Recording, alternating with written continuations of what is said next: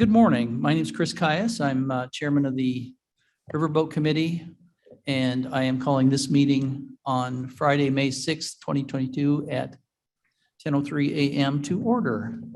May I have a roll call, please? Caius, Caius present. Berman,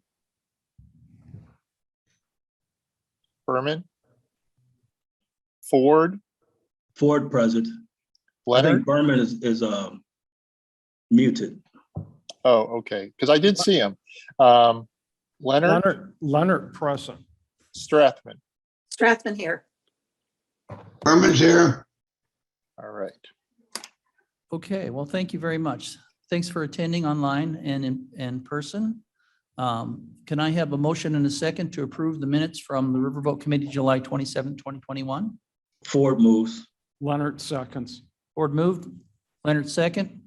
Any discussion, any changes? All in favor, or let's see, roll call, please.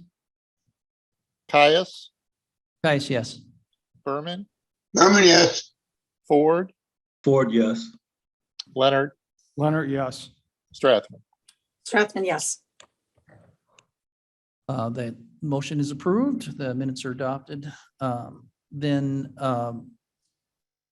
consideration of the fiscal year 2022 external grant requests is item number 3. And maybe we can start with you, Mr. Berger. Would you like to do a review and discuss the procedure so that those that are not familiar with it? Be happy to do that, give you a little bit of background and explain kind of how we got to today. So just a reminder, the county board approved a budget for Fund 120, the Grand Victoria Riverboat Fund. And in that budget, you included $588,289 to fund what we refer to as the external grant application program. We did launch the fiscal year 2022 external application cycle on January 13th. That was publicized in the county's daily connected newsletter that goes out from Rick Nagel. Applications were due from nonprofits and units of local government on March 2nd. We did receive this year a total of 41 proposals. All combined, they were seeking just over $2.5 million in funding. So you had roughly 5 times the $5 were requested for every $1 that was budgeted. So obviously the program continues to be popular and in demand. Applications were shared with the members of the Riverboat Committee along with staff reports prepared by my colleague Chris Dahl. And in recent weeks, members of the committee spent quite a bit of time going through 2 allocation worksheets that Chris provided to indicate your preferences regarding the projects that should be funded, as well as the award amounts. Chris has averaged your figures twice now and sent each of you a copy of the results of your collective work yesterday afternoon. So the spreadsheet that we can share with you on the screen, and Blair, I think you have a copy of that spreadsheet and can maybe share it via the. Thanks very much. So you can see that ultimately the process that we went through, which basically gauges the popularity among the members of each project, you can see we created tiers to put each project into. Tier 1 is the tier that we place all projects that receive recommendations from 4 or more of the members of the committee that have recommended an amount for those projects. Tier 2 are the projects where at least 3 members have recommended funding for the projects. Anything less than 3 recommendations is put into Tier 3 and is not considered in the final process. This is the process the committee has followed for a number of years now to kind of whittle down what is a rather unwieldy number of proposals to go through. So it helps you basically narrow in on the projects that among yourselves are the most popular and considered the most worthy of funding. After going through that process, you whittle down your pool of projects to 22 proposals and a total allocation of $588,231, just shy of the amount that was budgeted for the external program in fiscal 2022. We do want to call your attention to the column on the far right-hand side of the spreadsheet. This indicates the percentage of each applicant's request that you collectively have recommended for funding. You'll see that none of the applicants are showing 100% funding. So nobody received through this process a recommendation for full funding. About half are between the 50 and 99% level. And then a few of the projects have very low percentages. You'll see one project at 5% recommendation, 12%, several at 15, 18%. There's some relatively low recommendations. So we only call your attention to that because in the past you've considered combining some of these dollar amounts and supplementing your average recommendation for some of the more popular projects. And I will tell you that from the staff perspective, sometimes these low award amounts, given that they are so far below the amount being sought by the applicant, actually has a kind of a detrimental effect and can sometimes be perceived as a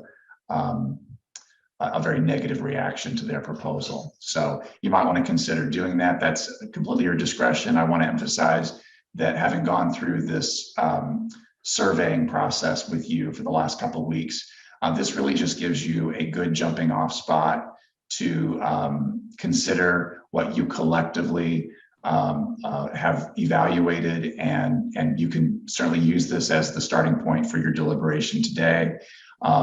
Hopefully you'll be able to make a final recommendation regarding specific amounts and project sponsors so that we can take that forward to the county board for consideration. That concludes my summary of how we got to today. Any questions? Okay, any questions? Anybody on? Okay, Chairman Caius, Strathman here. I have a question for Mr. Berger. yes, Ms. Strathman? Mr. Berger, thank you for all that great information and that clarification. I'm just a little curious about the psychology behind granting a very low request versus a total denial. Can you say just a little bit about that? Well, what I'm referring to is, applicants have put a lot of work into these proposals. They obviously feel strongly that their projects are worthy of consideration.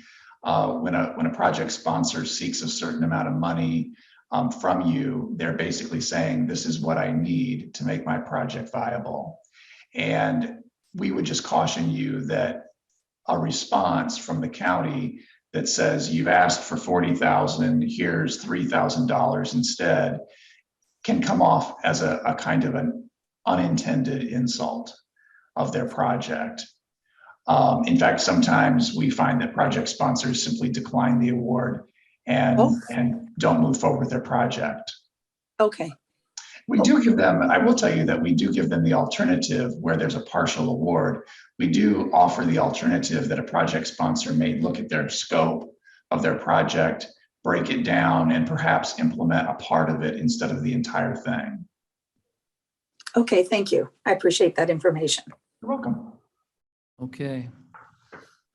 So now, last year we had a spreadsheet, an active spreadsheet that you had somebody Yes, show we have for our us so colleague. that we keep track of things.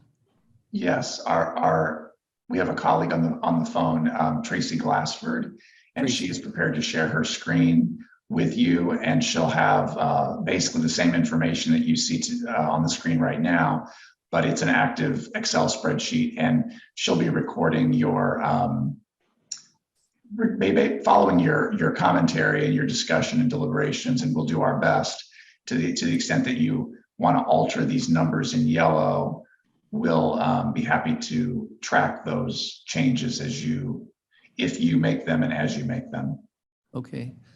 I think that what I would like to do, if it's with the approval of the committee, is to have that displayed, and then we can hypothetically change, that way we can change things back and forth if we need to. So we have a Blair, working copy we can work with. Just like Blair, if we could have Tracy be able to share her screen, that would be appreciated.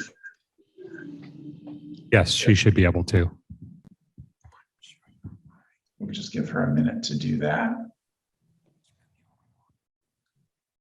And I will apologize as the chair of this committee that this has come, I think we had, we're doing this compressed compared to last year. I think we had an extra week or an extra meeting or something that helped us get oriented to what was coming up ahead. So if we didn't let people know ahead of time, I will apologize on my behalf as well as the committee's behalf that it came together really fast and we were able to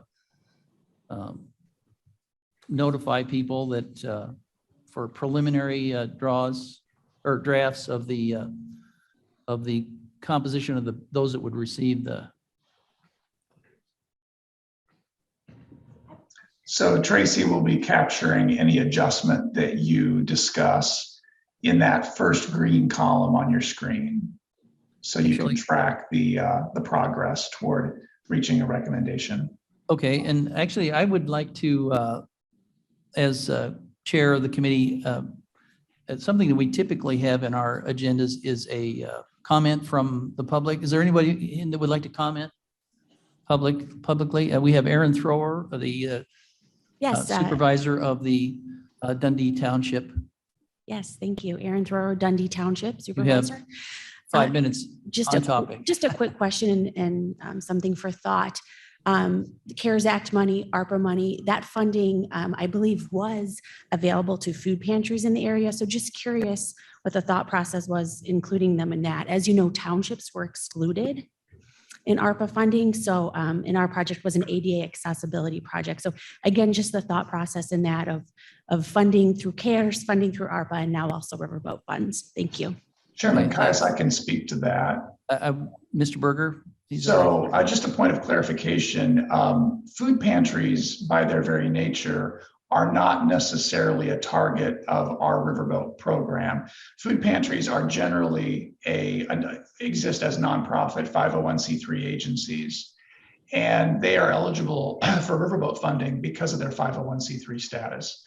They just also happen to have been a focus of some of the CARES Act and ARPA recovery programming because food security was deemed a priority to provide to the public during the pandemic. So it's an accidental overlap in that regard. And as, if I might add, it was not considered in the preliminary discussions that we had for distribution of the funds here, whether the 501c3s apply, those that applied, we didn't consider that in the early deliberations. And we just are now, so all the decisions up to this point were made without input on whether they actually got ARPA money or not. Is that correct? That's correct. Last night we did share with you a list of awards that the county board recently approved under the ARP program. And we did note that there are a total of 6 agencies that have received awards from the ARP program. They include the Community Crisis Center, Food for Greater Elgin, Hesed House, Marie Wilkinson Food Pantry, Northern Illinois Food Bank, and the Fox Valley Special Recreation Foundation. We only share that information with you just so you're aware of the fact that those are entities that have recently received awards from the county board. We also noted that to the extent that some of those funds might be available for the projects outlined in their Riverboat proposals, there may be an opportunity for those agencies to use ARPA funds in addition to Riverboat funds to undertake their projects. And we didn't give everybody 100% anyway.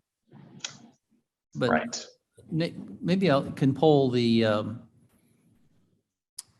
well, here, my thought at looking at these and considering what you had suggested that the small the small amounts would be likely to may not be received well and likely not really assist in the completion of their project. My thought was maybe to set a limit below which we take the money that was attributed to those and change those so that we could bolster some that were more likely to be successful. And my thought was initially was to maybe anything that got under 20%. This is up to the committee to decide. But this was just a thought, under 20%, which would be about $40,000 of the 5 entities that got, they are there, the 18%, 5%, 15, 15, and 12, and then use those, just redistribute those to other agencies that maybe could make better value, and we maybe improve the success of those particular programs. So so if we want to distribute them, my next question is, do we want to consider whether the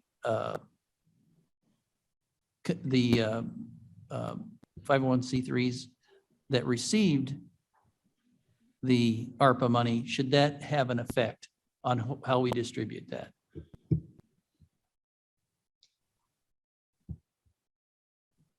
And I'll take comments. Yes, Mr. Thank you, Mr. Chairman. I think you had 2 questions there. Yes. Okay, the first one being for people, was it under 20%? You wanted to not offer them anything? I would suggest that there's some limit, whatever we said. My thought was 20% because it seems to be a breaking point there, but Well, my feeling on that is we should give the individuals who have applied, and they've done a lot of work. Maybe it's only $5,000 or $10,000, but we should give them the opportunity to decide if it's worthwhile or not. We shouldn't make that decision.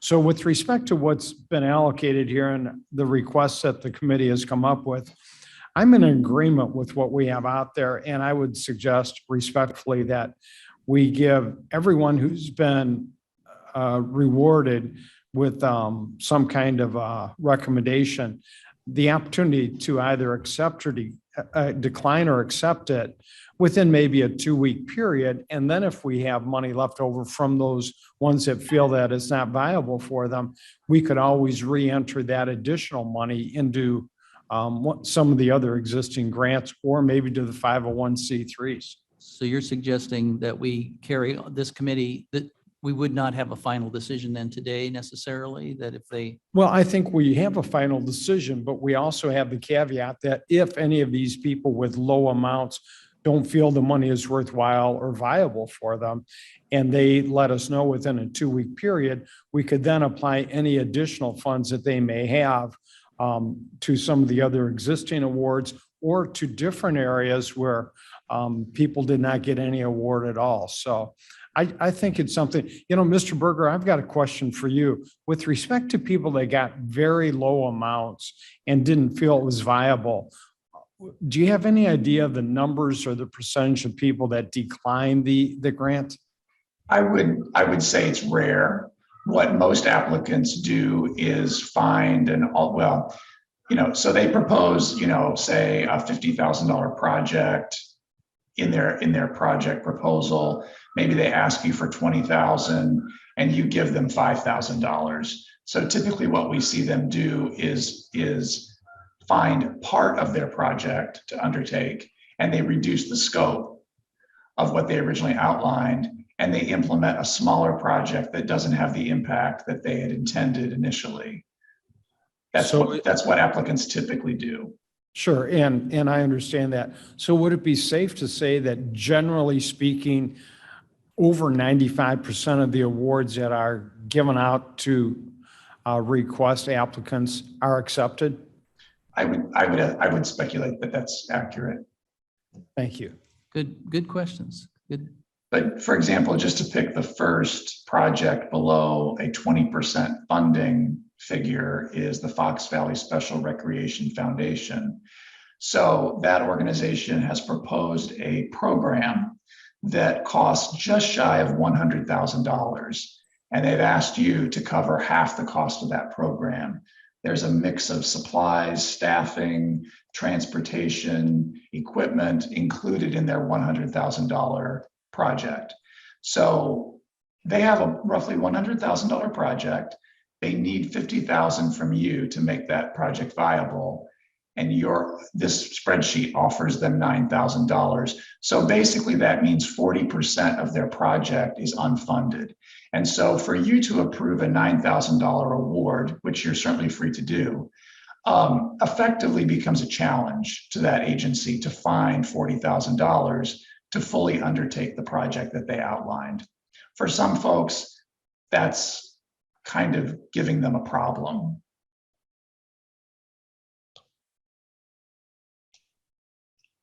As And, opposed- So it's difficult to undertake a project with only 60% of the funding that you need.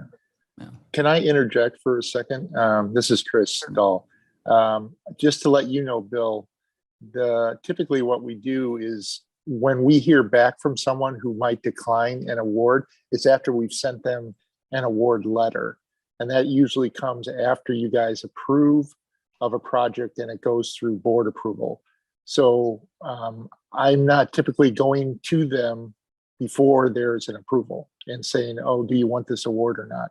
It goes through a process of being awarded, and then we send out a letter, and then I follow up with them and say, okay, this is what you've been awarded. I need to underwrite this program. I need to know that you have funding and that you're able to cover these expenses. And that at that point, they may say, you know what, it's just not enough for us. We're going to table it. So But that would just be keep after, that in mind. after the full board votes on it. We really can't Right. tell them we got it, because if we told them now that they have it and then something changed in the board during the vote, then it would be problematic. Yes, Mr. Leonard, go ahead. Chris, thank you for that explanation. Sure. I do understand that.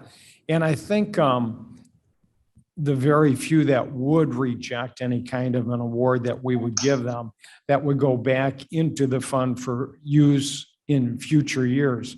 Yes. So, once again, as Mr. Berger stated, and I think it's fairly concise and precise about the fact that the vast majority don't return money. There might be one or two, there may be none this year, but I think they've gone through the process. They've done the applications, they're hoping for money. Did they expect to get the whole amount? No. But as Mr. Berger said, they may have other sources to use that money. And so very, very few will decline it. And if they do, then we put it back into our kitty for next year. Good points. Once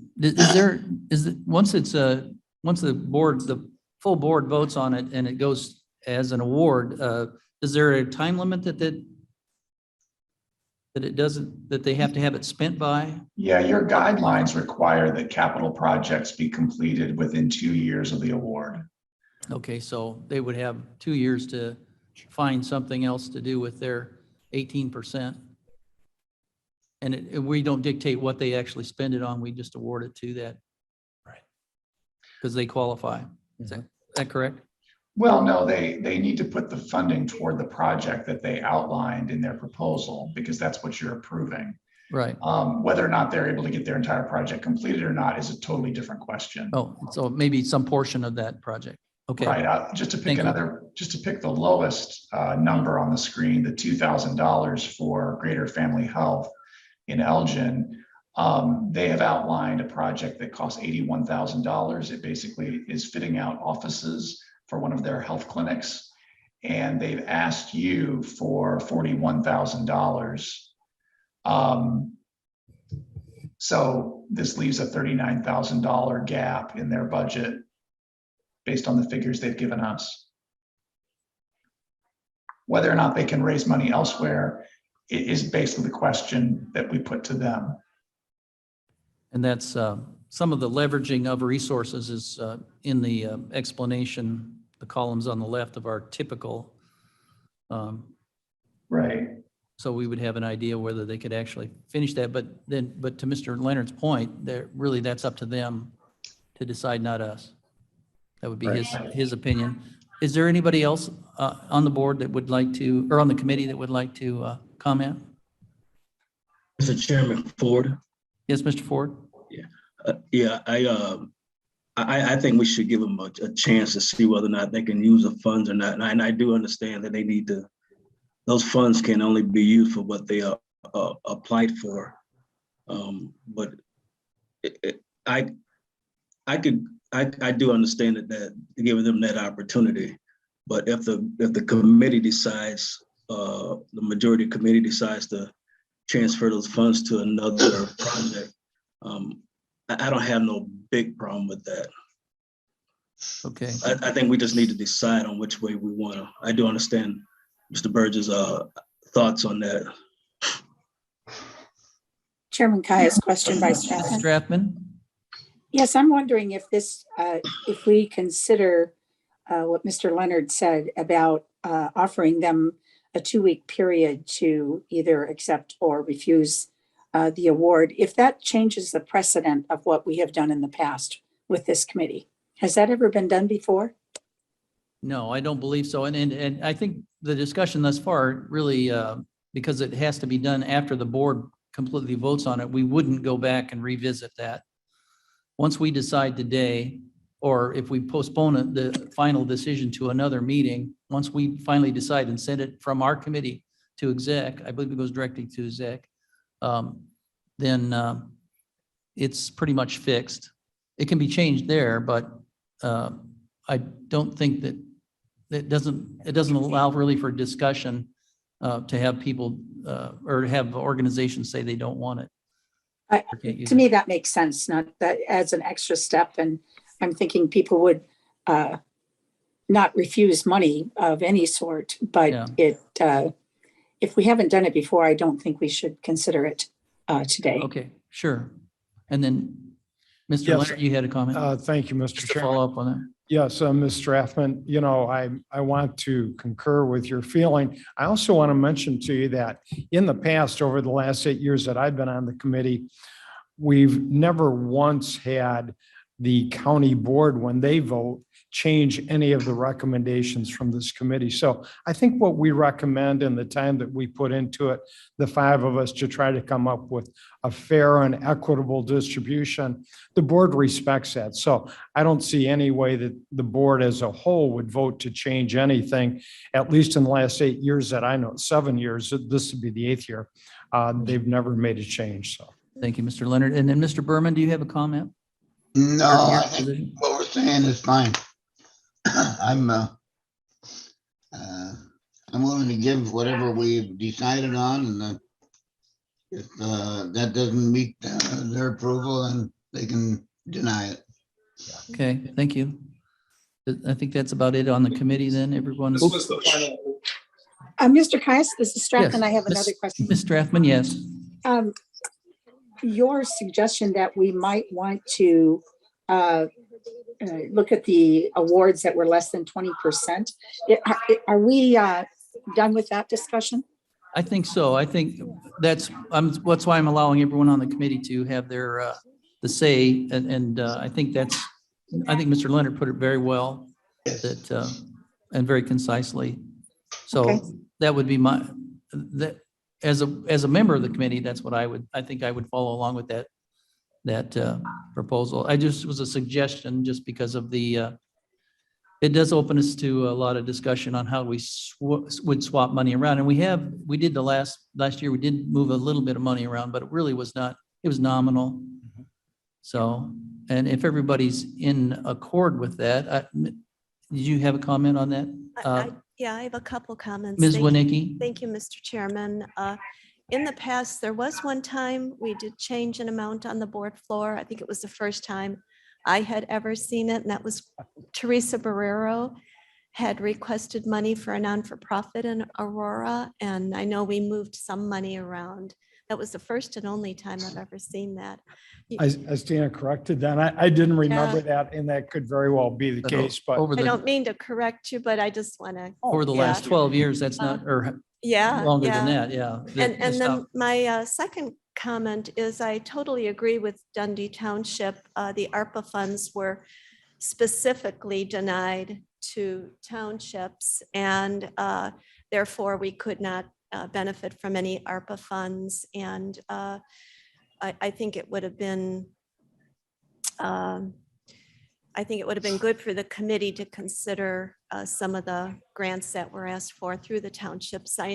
In particular, I know Campton was a very low number just to kind of get their non-for-profit off the ground, their foundation. And I'm not sure what Dundee's was, but probably the same. Yeah, it wasn't a lot. But it was, we get a full list if they qualify. We just have criteria that we Sure, I we know. go through. So we did fully consider them. Mr. Leonard? Thank you, Mr. Chairman. Thank you, Ms. Winicki, for correcting me on that. I didn't remember that, but I do stand corrected on that. The other point I'd like to make is going forward, starting next year, it would be very nice if in our recommendations that Mr. Berger and his department put together, if they could put any additional funds that have been received in the current year from other sources in Kane County government, so that we know that we could look at it. It'd just be another consideration. And I think it would help on some of the townships and other areas where they didn't qualify for. Yeah, I think, yeah, this sort of came up at the last minute. And of course, it's an unusual year to have the ARPA money distributed. And it would be complicated to say whether it was applied to what are the project they wanted to do before they knew about it, but that was Well, my and thought. there will most likely be additional ARPA money in the next 2 years distributed too. So I think it'd be a good thing if we put that into the evaluation. So we as committee members have the right to see that and take that into Right, consideration. and that may take a little longer evaluation process. We got a little compressed this time because of a situation, but I would encourage it. I think I felt the same way the last time was, of course, I think we had an extra meeting that helped stretch it out. I would, and I hate to put staff, because I know they do an awful lot of work, and each one of these meetings take time, but to maybe give us a little more time for deliberations. And it may well have been, had all circumstances worked out, we had enough time, but it seemed really tight this time. And I apologize for that. We're certainly happy to provide additional information to the committee. I just want to note, however, that the awards that we reminded you of last night were just approved on the April 12th board meeting. So that information is kind of hot off the presses at this point. Yeah, no fault of yours, I'm sure. And so, and I was hoping to get to contact people or the committee members just a little ahead of time. But as it worked out, I had a personal issue that didn't allow me to do that. So back to the committee then. Is that answer, and is that all that you had for us, Ms. Winicki? Just want to make sure. Okay, because I thought you said a couple of things. So if I read this right, then as the chair of the committee, I have a consensus here to accept what we have done with the procedure that is now showing here without any changes, that each one of these is going to be forwarded to the executive committee as they are with our approval. So do I need a motion? Yes. Leonard moves. Leonard moves, that we'll accept this. Strathman seconds. Staffman second. Is there any further discussion? Last time to change your mind unless you go to the executive and I know I said it a number of times last year, same thing this year. Man, this is a tough choice. There are just a lot of choices and a lot of and each one of them worthy, I think, and not less worthy than any of the others, really. It just is a matter of balancing all of the criteria that our staff has provided us with. And I wish we had a whole lot more money. And actually, maybe you can speak to that, Mr. Berger. Well, hold it just a minute. All in favor? Or We should probably do roll call. Could I ask, Roll call could I ask Chris to do a roll call? Yeah. Yeah. Caius, Caius, yes. Berman, Berman, yes. Ford, Ford, yes. Leonard, Leonard, yes. Strathman. Strathman, yes. That's Okay. everyone, I think. And then actually, do you have a comment, Ms. Winicki? Yeah, thank you, Mr. Chairman. Just kind of leading on after what you just said before the vote, I just read this morning that Chicago has approved a new casino in Chicago. So that's probably going to adversely affect the funds It will.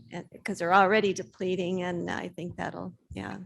And actually, I wanted maybe you to speak about next year, Mr. Berger, maybe speak to because I had understood that there was a considerable amount of money that was going to become and possibly boost what we had to distribute. And there was a slight increase, but not what I had expected. Maybe you can just quickly, before we adjourn, enlighten the committee about the process, or you or Mr. Dahl, about that it takes time to get the timeline that it takes to have, if we have extra money or a drop in money, for it to go through the system. Well, just a reminder, we receive 7.5%, every year we receive 7.5% of the casino's net operating income from the prior year. So just here within the last week or so, the county did receive an amount of $5.389 million from the casino. That represents 7.5% of the business's net operating income from fiscal 2021, which ended December 31st. That amount is significantly more than we were expecting, but it does represent 7.5% of their net operating income. So those funds will, in essence, be saved in the piggy bank of Fund 120, and that number will be used as the revenue figure for our budget process for fiscal 2023. And going forward, we will be reaching out to county departments. I'd like to ask Chris Dahl to give a little bit of an overview of the next steps in that process to get the ball rolling on the fiscal 2023 allocation process for internal projects and budgeting. Yes, so I will be sending out an email which includes both our fiscal year 21 year-end report, where we ask the internal applicants to kind of give an overview of what happened in fiscal year 21. And at the same time, I will be sending out an application for fiscal year 23, as well as a mid-year fiscal year 22 report. That will be going out next week, returning the week of June 7th, June 15th. I'll probably have them all back by the 15th. And then I will get the report to you, the fiscal year 21 report to you, by June 21st. And we will get the fiscal year 23 applications, which include the fiscal year, I'm sorry for all the fiscal years here, fiscal year 22 mid-year reports to you by the end of June. And as we've done with the externals, and as we did last year, we will do a 2-round allocation for internals as well. And you would be returning that round 2 to me by the middle of July, looking at a mid to late July meeting. Okay, great, thank you. So the intention there is to not only provide you with the amounts that the departments are seeking for next fiscal year, but to update you regarding the progress that they're making in delivering services and running their programs, so you can find out, what did they accomplish in 21, where are they in 2022, and obviously the last piece is, what do they project needing and desiring from you for fiscal 2023. It'll be a matter for you to consider as to whether or not you want to utilize the full $5.3 million that's available to support fiscal 2023 activities, or if you want to conserve any of that for future years. I just want to note that this is the largest amount that we've received since 2012. So it's been quite a long time, and we've been through a little bit of a bumpy up and down, down, down kind of allocation funding level from the casino. So it's not a predictable funding source. We all know that. Anybody who's been involved in allocating riverboat funds for the last decade knows it's not something you can necessarily count on from year to year. So that's all items for your consideration at your next couple meetings. Okay, and we'll set those later. Mr. Chairman, this is Miss Alan. Allen. Thank you for letting me barge in. The external grants for this year was about $588,000. Is that correct? Yes. And I'm wondering how much will be available for how much is budgeted for the internal grants? I don't have that figure immediately available, but I will tell you that historically, I want to say about 80% of the funds that we grant are granted to county departments. And about 20% of the funds that we grant are used for external entities, roughly.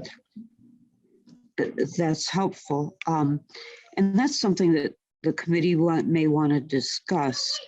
Part of the reason I ask is this. In the internal grants, in the years that I was serving on the committee, about 50% went to projects that I would describe as 3E projects, and about half went into various state's attorneys and judiciary projects. The agreement was, as I understand it, the agreement was with the casino, was written to include some state's attorney programs because it was perceived that there might be some gambling addiction problems. And the state's attorney, rather than just prosecuting, would want to put together some programs to help people with gambling addictions. And so that's why the 3E exception was for some gambling programs. And over the years, largely because we never have enough money to do everything we want to do, over the years, that gambling addiction program grew to 50% of the internal amount from the Riverboat funds. So I'm just asking the committee to think about that. Do you want to spend these funds on programs that probably should be included in the general fund? If they're important programs, they should be in the general fund, and maybe save the Riverboat money for the programs that have more to do with environment or education or economic development. Thanks for letting me vent. Sure, never venting, always informative. Thank you, Ms. Allen. Okay. Mr. Chairman?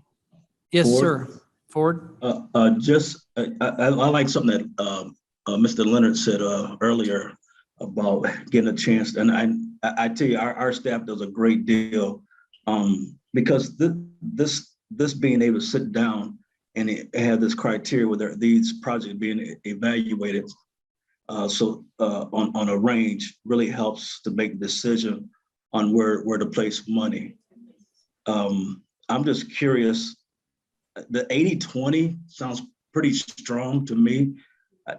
I would like to see that adjusted in the near future. Also, with the part with the casino, and I truly believe and understand that the part, whatever comes from the state's attorney's office for rehab, I want to make sure that's always covered with the rehab projects, because that's very important. When the casinos came in Aurora and in Elgin, the first thing they're required to do is provide opportunity to adjust those issues for people who may have gambling problems.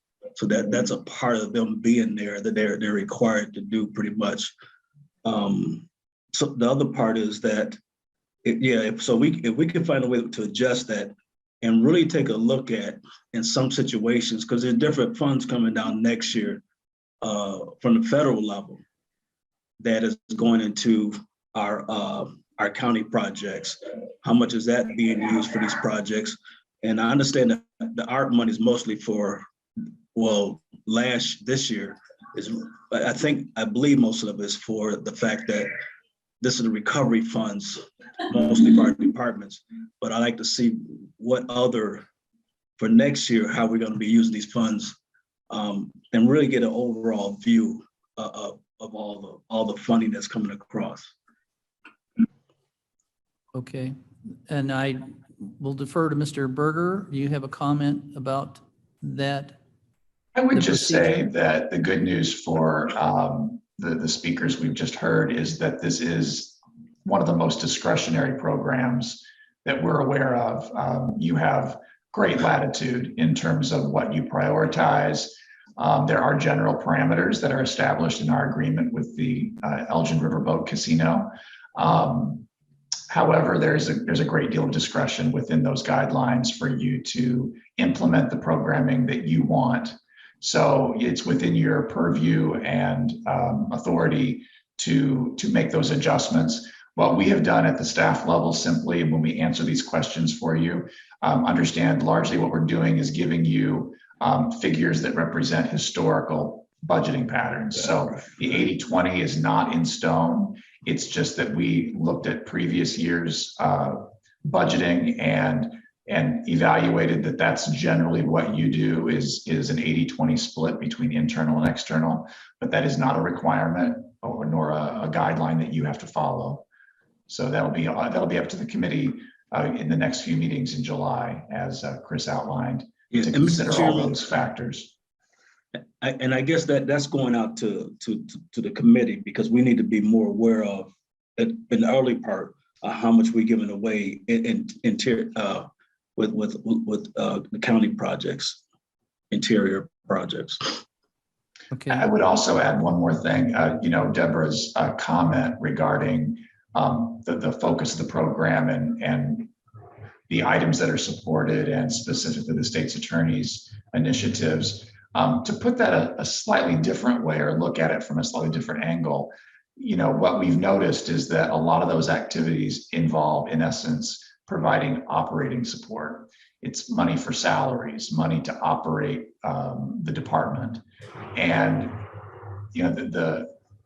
I guess I just make the point that anytime you're offering or providing operating support, whether it's to a department of county government or an external entity, be it a village, a township, or a nonprofit organization, you create an ongoing concern, because people need operating support now, they need operating support next year, they'll need operating support the year after that. And so that's why we always try to advise applicants that we strongly prefer one-time capital projects, because they don't create the expectation that there'll be ongoing financial support provided.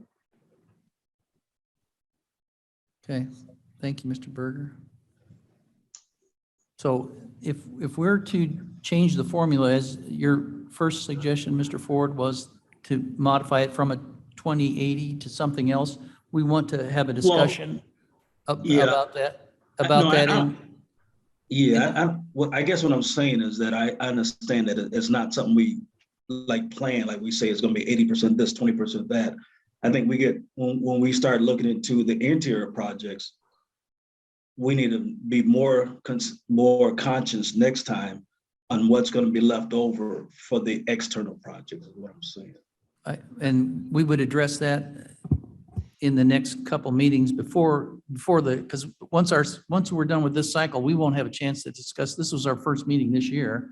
If we're going to decide that there's a procedure that needs to be put into place, whether it's to change the percentage or just even to evaluate where it is we're at, we need to do that in the next couple of meetings before the end of this cycle. Is that correct, Mr. Berger? Should that be an item on the agenda?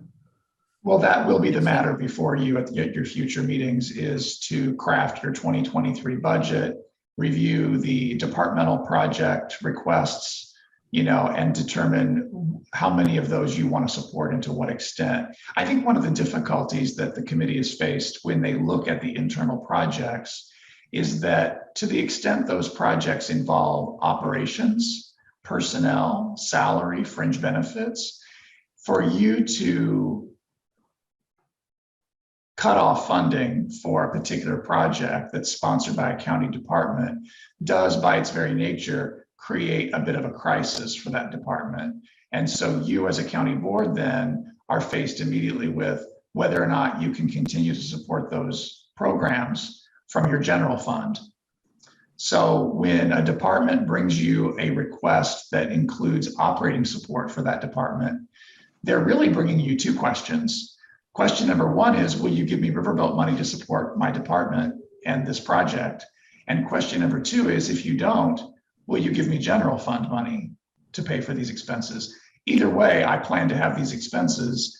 Now they put to you, frankly, the rather unfair and difficult challenge of whether you want to pay for those and from what fund you want to pay for those.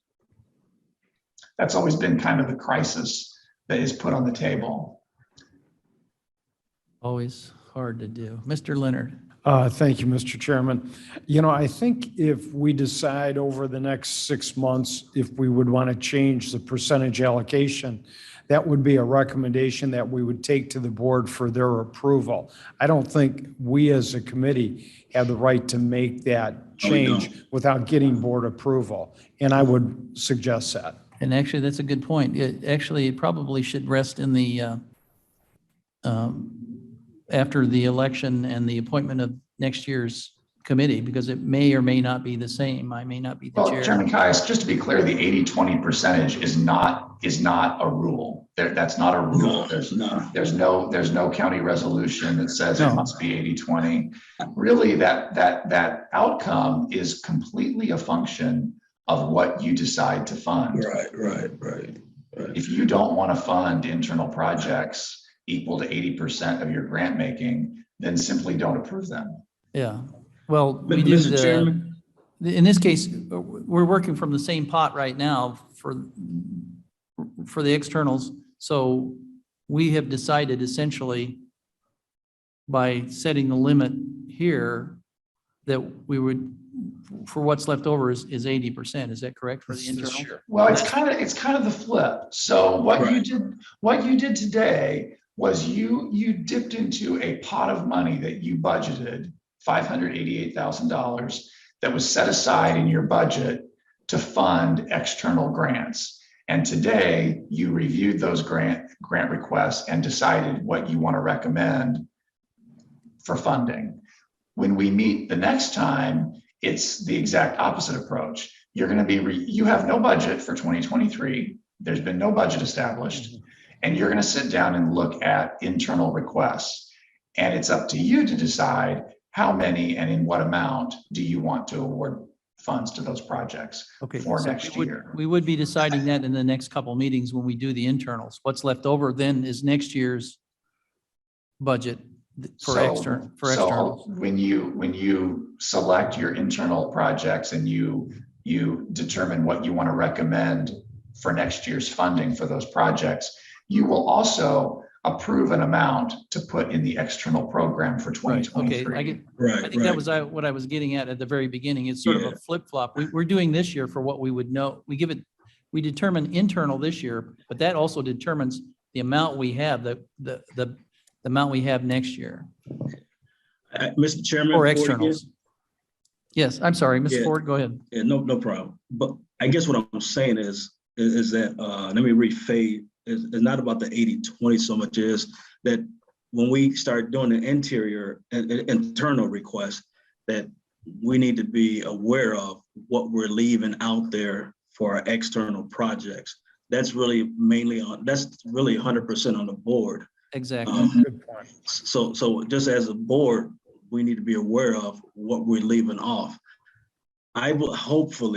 I'm believing that with all the other funding that's supposed to be coming out of the federal level, that maybe for next year that a lot of the internal can reach for other funding, which may open up the external funds. That's my hope. I see. I get it now. I apologize. No problem. Not always the sharpest tool in the shed, so it takes a couple of times. Well, the 80, we just got so stuck on the 80-20. That's not why I wanted discussion to be. Good point. Yeah, thank you. Thanks for revisiting that. And thank you for your explanation, Mr. Berger. Absolutely. As well. And thank you for all your time and effort for putting in this. And thank you to the committee members. Is there anything else we need to deal with here? I don't have the agenda up, so I think that was, we have the No, I guess I would just conclude by letting you know that we'll take your recommendations from this morning's meeting and we'll incorporate those into a resolution that will go next to the executive committee on June 8th. And you'll see it on hopefully at the full board on June 14th. Okay, great. Well, thank you very much for your time. And then on that, I don't think I've done that yet. Have I entertained a motion to adjourn? Leonard moves. Berman second. So Leonard and Berman, that's not long overdue. Thank you for your time, gentlemen. All right, thank you. All those in Took favor, almost aye. exactly an hour. All How in about favor? that? And All lady, in- gentleman and lady. That's right. Oh, I'm All in sorry. favor? Yes, and lady. Sorry. Thank you, Just Ms. please- Ms. yes, Strathman. just- And yes, thanks for yeah. joining us, Miss Allen, if you're still on. Well, thank you. It's a pleasure. Yeah. Can we And thank have you a, and so we've Chairman got a motion Caius? and a second to adjourn. All in favor? Aye. Aye. Aye. Bill wants to get out of here. I don't blame him. Have a good day.